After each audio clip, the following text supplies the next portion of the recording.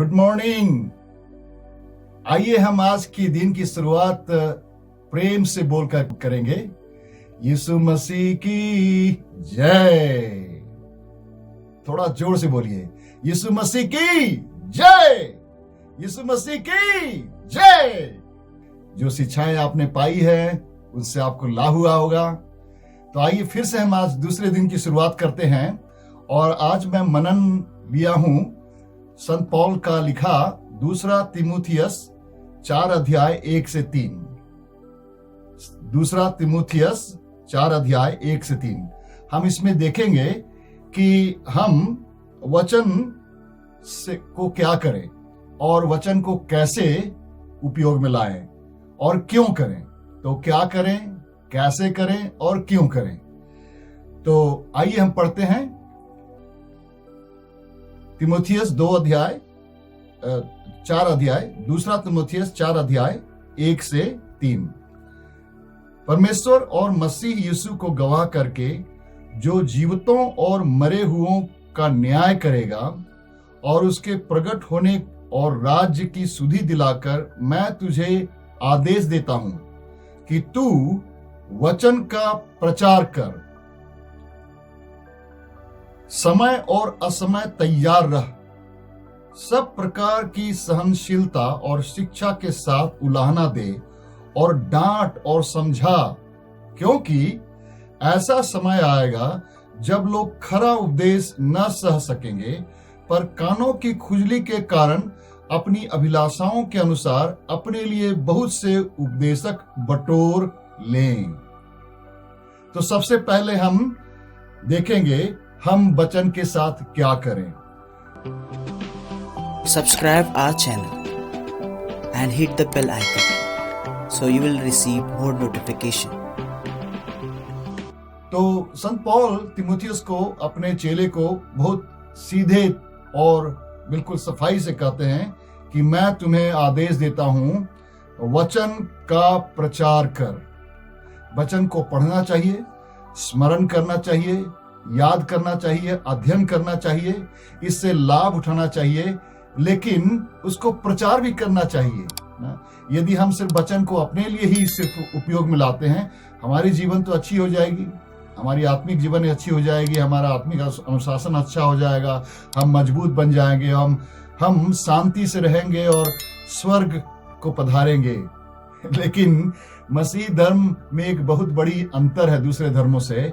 हम अपने लिए नहीं जीते हैं, क्योंकि हमारे मालिक, हमारे प्रभु यीशु मसीह, हमारे जो अगुए थे यीशु मसीह, वो खुद अपने लिए नहीं जिए थे, वो दूसरों के लिए गोलगोथा क्रूस पर अपना कुर्बानी दिए थे। तो हमारा जीना और मरना दूसरों के लिए है।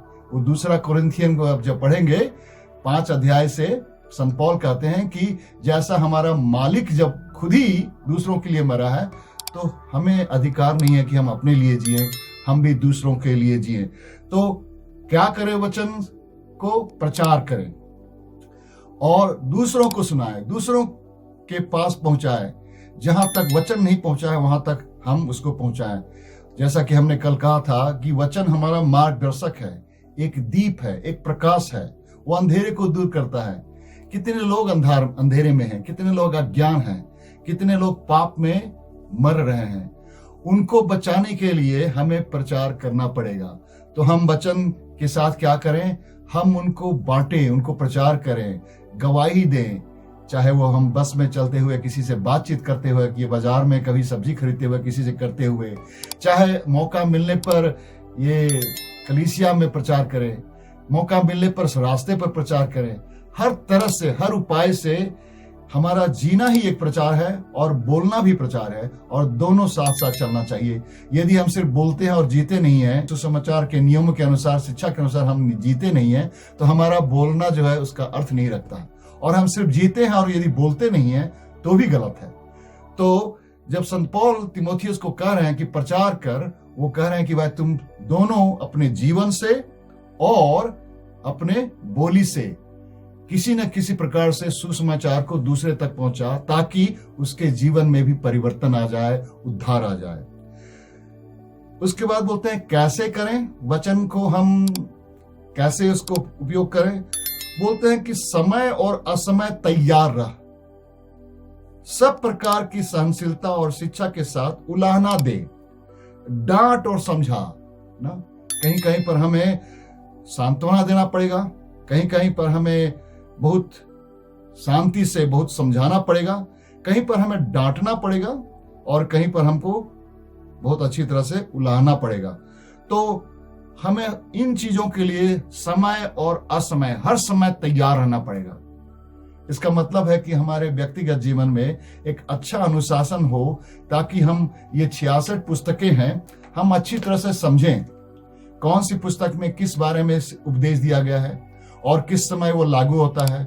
व्यवहारिक जीवन में कौन सा किस समय किस संदर्भ में हमें प्रचार करना चाहिए, तो उसको जानने के लिए बहुत मेहनत करनी पड़ेगी।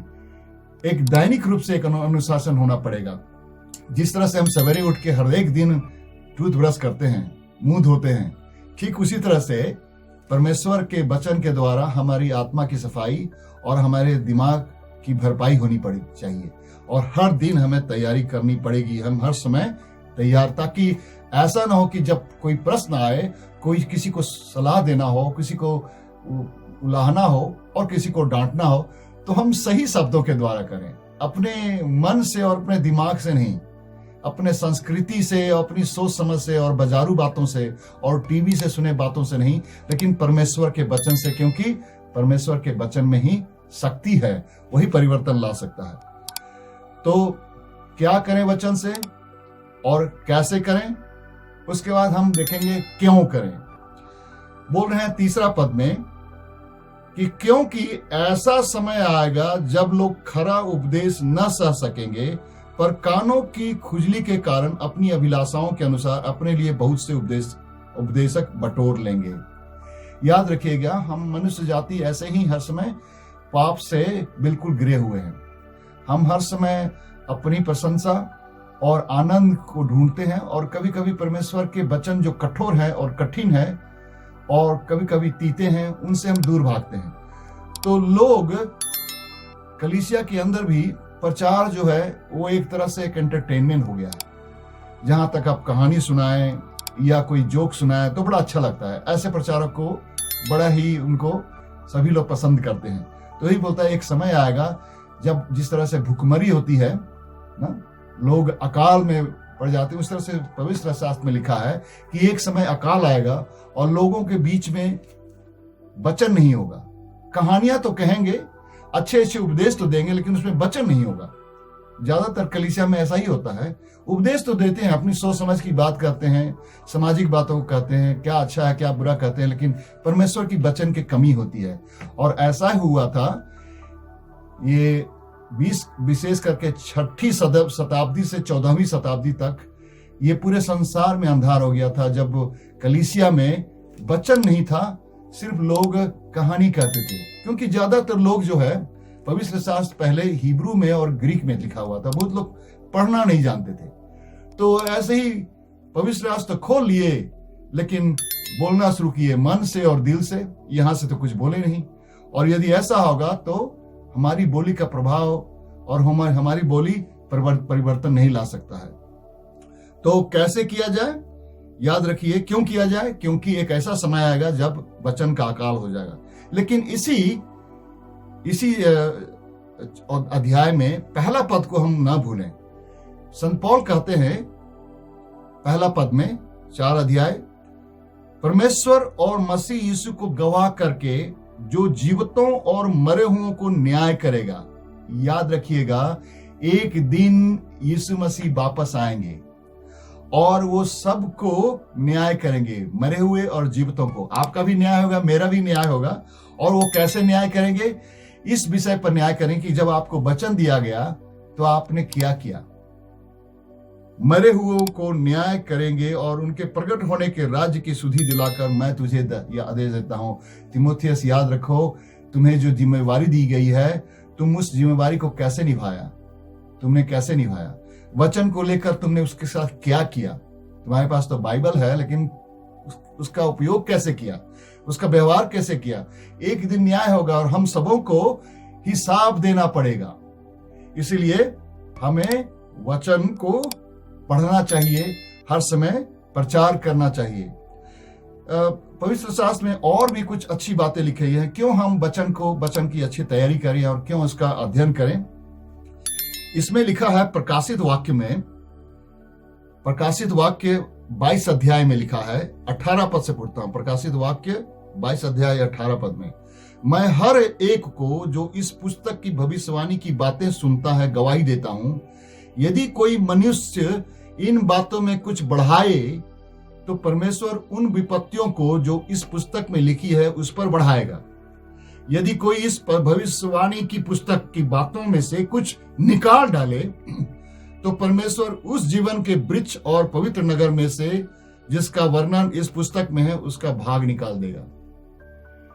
यदि हम इस पवित्र शास्त्र पुस्तक के साथ खिलवाड़ करेंगे और अपने मनमानी ढंग से कुछ कमा दिए और कुछ निकाल दिए तो हम दंडनीय हैं, और इसीलिए हमें अच्छी तरह से इसका मनन करना चाहिए, समझना चाहिए, अध्ययन करना चाहिए।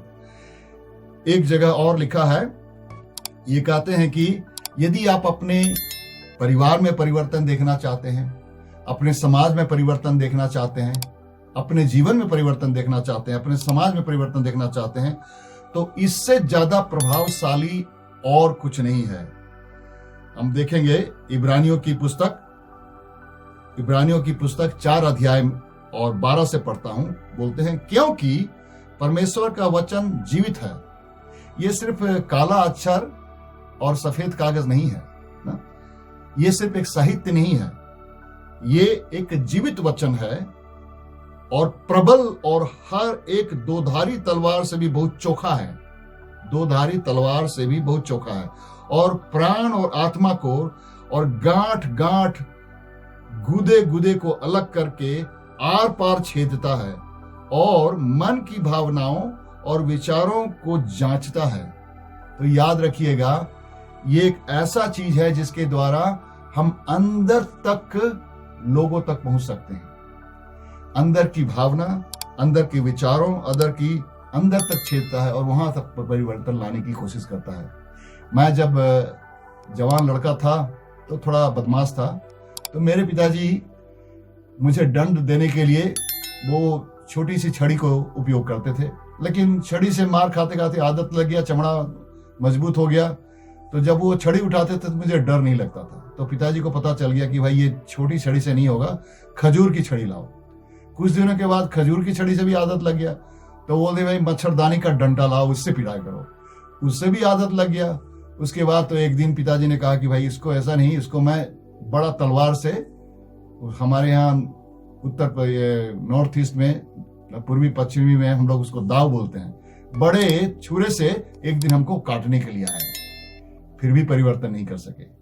लेकिन जब मैं पटना में पढ़ने आया और उसी वक्त कुछ मसीह भाइयों को मिला और उन्होंने मुझे परमेश्वर का वचन दिखाया और उनके द्वारा ही मैं जमशेदपुर में गया था और वहां एक बाइबल कैंप में भाग लिया था। तीसरे दिन वचन को सुनते सुनते वचन ऐसा मेरे दिल के अंदर को भेदा, मेरे अंदर में हर एक दुधारी तलवार की तरह, चोखे तलवार की तरह आर पार छेदता हुआ मेरे अंदर की भावना को, मेरे अंदर की चीज को बिल्कुल हिला दिया। वो था 24 अक्टूबर 1983। पवित्र आत्मा ने मुझे ज्ञान दिया और अंदर से परिवर्तन कर दिया और तब से मैं यीशु मसीह का चेला बन गया। तो मेरे दोस्तों, पवित्र वचन को इतना आसान मत समझिएगा। इसका बहुमूल्य है और बहुत ही प्रभावशाली है। इसके द्वारा ही आप अपने परिवार में परिवर्तन ला सकते हैं, अपनी कलीसिया में परिवर्तन ला सकते हैं और समाज में। इसलिए कैसे और इसका उपयोग किया जाए, क्या किया जाए और क्यों किया जाए, ये पवित्र शास्त्र हमें अच्छी तरह से समझाता है। हम यिर्मयाह में भी देखते हैं, यिर्मयाह कहता है कि यिर्मयाह का 23 अध्याय 29 पद में कहते हैं यहोवा की यह भी वाणी है, क्या मेरा वचन आग सा नहीं है? परमेश्वर का वचन आग सा है, फिर क्या वह ऐसा हथौड़ा नहीं जो पत्थर को फोड़ डाले? ये परमेश्वर का वचन हथौड़ा का जैसा है, जो कठोर है, जो कठिन है तोड़ना, वो हथौड़ा से टूट जाता है। तो मेरे प्रिय दोस्तों, हमें संत पौल का दिया हुआ आदेश बहुत ही गंभीरता से लेना है। जैसा कि उन्होंने कहा है कि तू वचन का प्रचार कर, समय और असमय तैयार रह, सब प्रकार की सहनशीलता और शिक्षा के साथ उलाहना दे और डांट और समझा, क्योंकि ऐसा समय आएगा जब लोग खरा उपदेश न सह सकेंगे, पर कानों की खुजली के कारण अपनी अभिलाषाओं के अनुसार अपने लिए बहुत से उपदेश बटोर लेंगे। अब मुझे आशा है कि आप ऐसे उपदेशक होना नहीं चाहते हैं जिन्हें सिर्फ बटोरा जाता है। आप ऐसे उपदेशक होना चाहते हैं जिन पर प्रभु यहोवा का आह्वान है और प्रभु यहोवा का आशीष है, और जिनके द्वारा समाज में परिवर्तन आता है, परिवार में परिवर्तन आता है और परमेश्वर की राज्य की स्थापना होती है। परमेश्वर आप सबों पर बहुत ही विशेष आशीष दे। आज की शिक्षा जारी रहे और भी अच्छी तरह से सीखें, और जब यहाँ से वापस जाएं तो आपके प्रचार में परिवर्तन आ जाए, आपके जीवन में परिवर्तन आ जाए, आपकी सेवकाई और भी आगे बढ़े। आपका दिन बहुत ही शुभ हो। आइए हम लोग प्रार्थना करते हैं। हे परमेश्वर यहोवा, आप हमारे बीच में मौजूद हैं। आपको बहुत बहुत धन्यवाद हमारे भाई और बहनों के लिए, और आज का दिन भी जैसे कल था मंगलमय हो। आपकी आशीष हो प्रभु। आपके राज्य के लिए जो तैयारी हो रही है उसमें मजबूती आए। आपसे प्रार्थना करते हैं प्रभु कि हमारे सभी भाई बहनों को यहाँ से जब वो वापस जाएंगे, आपके साथ जाएंगे, उत्साहित, मजबूत, प्रबल और शक्तिशाली। आपके प्रचार, आपके वचन के प्रचार में, आपके राज्य के काम में उत्साहित और आनंद से आपकी सेवा करेंगे। ये प्रार्थना प्रभु यीशु मसीह के नाम से मांगते हैं, आमीन। धन्यवाद।